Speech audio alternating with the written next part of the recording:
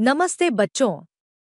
स्वागत है आपका हमारे कहानियों की जादुई दुनिया में, जहां हम हर दिन नई और मजेदार कहानियां लेकर आते हैं।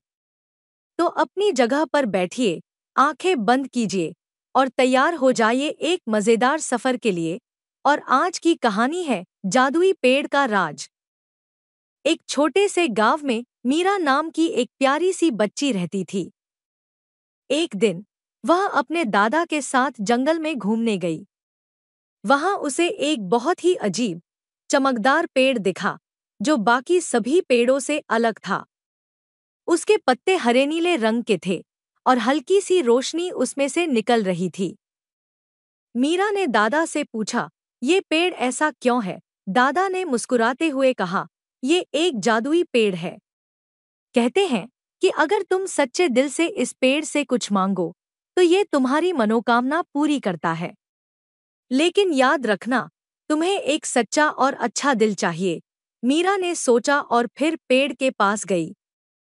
उसने अपनी आंखें बंद की और कहा, जादुई पेड़, मुझे अपने दोस्तों के लिए एक जादुई बगीचा चाहिए, जहां हम खेल सकें और खुश रह सकें। जैसे ही उसने ये कहा, पेड़ की पत्तियां और भी तेजी से चमकने लगीं और अचानक वहां एक छोटा सा रंग-बिरंगा बगीचा उगाया।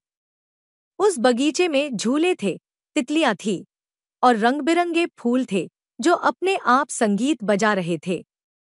मीरा और उसके दोस्त उस बगीचे में हर रोज खेलने आते थे। लेकिन उसने अपने दोस्तों को बताया कि इस जादुई बगीचे का इस्तेमाल सिर्फ अच्छाई के लिए ही करना है। धीरे-धीरे गांव के सभी लोग मीरा से प्रेरणा लेने लगे। उन्होंने सीखा कि सच्चाई और अच्छाई से बड़ा कोई जादू नहीं होता। सीख: सच्चाई और अच्छाई से किए गए काम हमेशा हमें खुशियाँ और जादू जैसी चीजें देते हैं। तो बच्चों, यह थी हमारी आज की कहानी, जादुई पेड़ का राज। उम्मीद है आपको यह जादू भरी कहानी पसंद आई होगी। अगर आपको मज़ा आया, तो हमारे चैनल को सब्सक्राइब करना न भूलें और अगली कहानी में फिर मिलेंगे। तब तक के लिए अलविदा और सपनों की दुनिया में खो जाओ।